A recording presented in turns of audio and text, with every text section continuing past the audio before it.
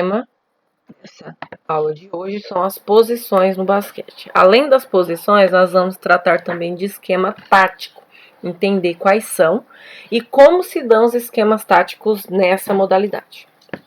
Bom, nós já vimos na aula anterior que são 5 as posições no basquete, né?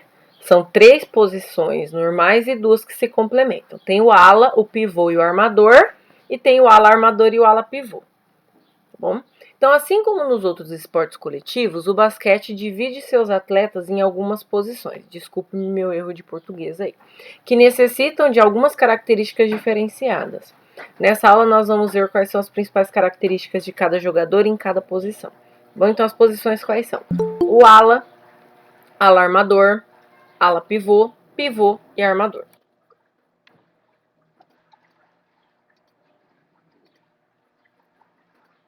Então vamos lá, ver as características. O ala, também chamado de lateral. O lateral, geralmente, ele é o jogador mais completo do time. Ele tem que ter a leitura de jogo semelhante de um armador, né? Ele, como o próprio nome diz, ele joga pelos lados, sendo capaz de infiltrar no garrafão, além de ter a responsabilidade de fechar o contra-ataque juntamente com a escolta. A gente vai ver que a escolta é outra posição. O ala também participa da disputa pelos rebotes, assim como o líbero e também o pivô. Dentro dessas características, o ala, o lateral, transita por todas as vertentes inerentes a um jogador de basquete. Porém, o arremesso de longa e média distância é praticamente sua obrigação. Então, geralmente são os alas que fazem os arremessos de 3 pontos. Tá? São eles que têm a finalidade de se infiltrar no garrafão, por isso trabalham pelos lados. Tá bom? E ajudam, assim como todos os outros ajudam na marcação. O alarmador também é chamado de escolta ou também de lançador. Como o próprio nome já diz, o escolta, o alarmador, ele é o ajudante do armador. Muitos técnicos tentam na defesa impedir que o armador principal leve a bola para o ataque. A gente vai ver depois quais são as características do armador, mas o armador ele é o coração, ele é o cérebro do time. Então, geralmente, os técnicos tentam prejudicar, tentam colocar uma marcação mais forte no armador. E para isso existe o alarmador, que é aquele que auxilia. Quando o armador está muito marcado, ele assume essa função.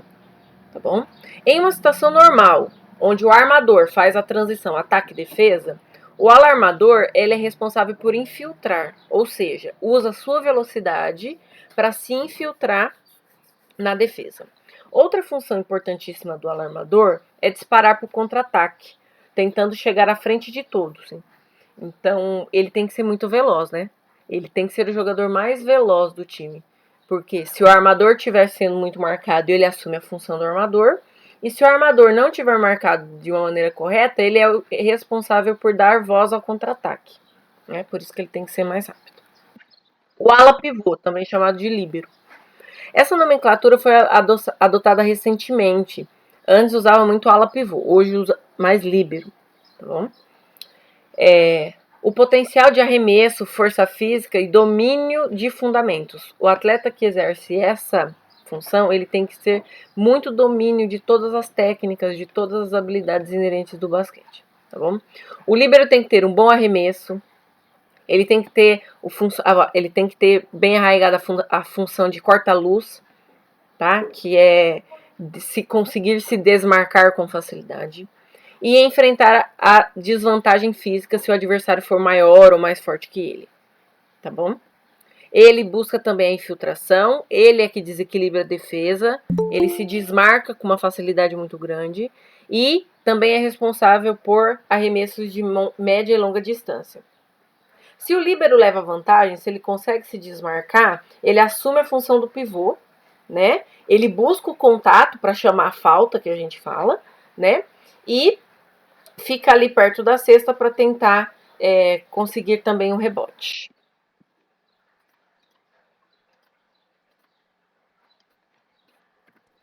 Vamos para o pivô.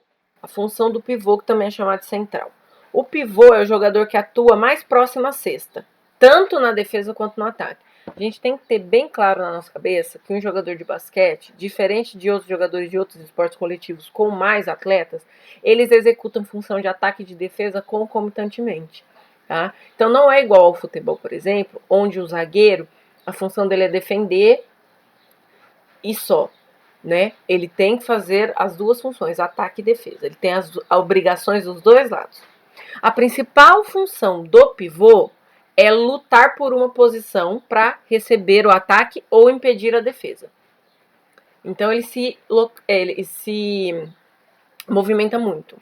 Lutar pelo rebote, aquela bola que foi arremessada e não caiu na cesta, bateu no garrafão e não voltou, é a obrigação do pivô conseguir a posse de bola dessa bola que voltou, tá? Geralmente os pivôs são os atletas mais altos.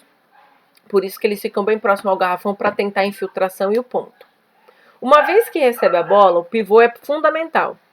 Por isso que ele tem que conquistar posição, né? Então ele vai se infiltrando ali, tentando romper a marcação para tentar chegar perto do garrafão, porque ele é alto, né? Se ele chegar perto do garrafão, a chance dele sofrer uma falta e de conseguir o ponto é muito grande. Tá certo? O armador. O armador, ele é o organizador, ele é o cérebro da equipe. Tá? A gente já falou dele um pouquinho, mas eu tentei organizar para ficar mais fácil. É ele quem leva a bola da defesa para o ataque. Ele é o cérebro por quê? Porque ele tem que visualizar todos os jogadores, tanto de defesa do time adversário quanto de ataque do time dele, para conseguir armar as jogadas. Por isso que ele recebe o nome de armador. Tá bom? Então ele vai conseguir ver qual é o atleta que está melhor posicionado, qual é o atleta que vai conseguir uma melhor infiltração, qual que é o atleta que está melhor posicionado para tentar um arremesso. E lembra que eles têm tempo para isso, eles não têm uma vida toda. Do momento que ele recupera a bola na defesa, ele tem 24 segundos para tentar alguma coisa. Todos eles. Né? Então o armador ele tem que pensar muito rápido. Geralmente, ele é o atleta mais baixo, porque ele tem que ser muito veloz. Então, geralmente, quem é muito alto não consegue ser tão rápido. Então, ele tem que ser muito veloz. E ele é o atleta mais baixo também para conseguir infiltração, tá bom? E ele tem o melhor domínio de bola. Essas são as 5 posições do basquete, cada um com suas características, tá? Tem jogadores que acumulam função, como ala pivô, ala armador, tá bom? Mas cada um tem suas características próprias, por isso que cada jogador joga em uma posição, tá bom? E não tem uma posição mais importante que a outra, todas são importantes, porque não é um jogo individual, é um jogo coletivo. Vamos falar agora um pouquinho do esquema tático. O que é a marcação individual? Marcação individual, como o próprio nome diz, é utilizada quando um jogador de defesa marca homem a homem um atleta da equipe adversária. É a marcação 1-1, onde um jogador marca um adversário, tá? Então, o objetivo da marcação individual é que cada defensor impeça o atacante de pontuar. Contudo, o trabalho continua sendo coletivo, porque se é individual, cada um tá marcando um. Se um errar, alguém vai ficar desmarcado, tá bom? Não é uma marcação fácil de se fazer, né? Porque cansa muito. Marcação por zona, que é o segundo tipo de marcação do basquete. Na marcação individual, cada atleta marca outro atleta. Então, o jogador número 1, digamos assim, marca o jogador número 1 do lado de lá e assim por diante. Na marcação por zona, cada atleta é responsável por marcar um espaço, tá? Uma zona do espaço de jogo. Então, enquanto na marcação individual cada jogador se responsabiliza por um adversário, na marcação por zona, os atletas são responsáveis por defender uma área. Quais são as vantagens da marcação por zona? Diminui o desgaste, porque você vai marcar um espaço e não uma pessoa. Impede infiltrações, porque assim que o adversário entrar na sua zona, você é obrigado a marcá-lo. Melhora o posicionamento para o rebote defensivo. Mantém a equipe preparada para puxar um contra-ataque. Em contrapartida, como desvantagem, a marcação por zona gera uma vulnerabilidade defensiva, onde a equipe que tem a posse da bola ela vê alguns espaços vazios na quadra e pode aproveitar esses espaços para fazer algumas jogadas. Então, agora nós vamos ver os principais esquemas táticos, tá? Vocês vão perceber que a soma sempre vai dar 5, que é o número de jogadores que tem na quadra. Então, o esquema tático 2-1-2, como os nomes estão dizendo, né? Na defesa por zona 2-1-2, a equipe se divide em 3. Os alas ficam próximas às áreas do lance livre, o pivô fica no centro e os dois armadores ficam numa terceira linha. Por isso que fica bem claro para nós, ó. 1-2 formando 2, o 3 no centro formando 1 e o 4 e 5 no fundo formando 2. Por isso a defesa 2-1-2. Tá bom? A gente sempre vai olhar o desenho porque pelo desenho vai ficar mais claro. Esquema tático 1-3-1. É o esquema tático chamado esquema de cruz, porque ele forma uma cruz, né? 3 defensores ficam na linha do centro, um se posiciona para o rebote e um fora da linha de 3 metros. Então, 3 no centro, 1 no fundo. Tá bom? Esquema tático 2-3. Um dos esquemas mais simples.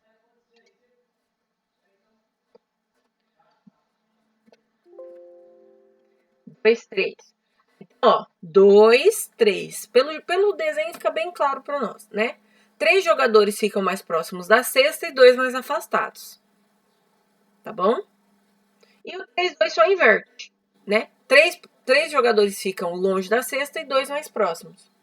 Cada esquema desse se adapta a um tipo de time adversário.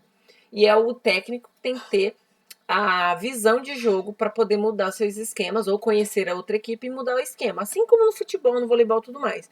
A gente sempre vai observar como o time adversário joga para montar o meu esquema tático, com as características dos jogadores que eu tenho. Bom, pessoal, era isso. Eu não me aprofundei muito nas características dos esquemas, porque isso vocês iriam entender melhor na prática. Na teoria não fica tão claro. Mas tem aqui para vocês verem depois com calma e entenderem, porque eu vou questionar na prova o que tá aqui, tá certo?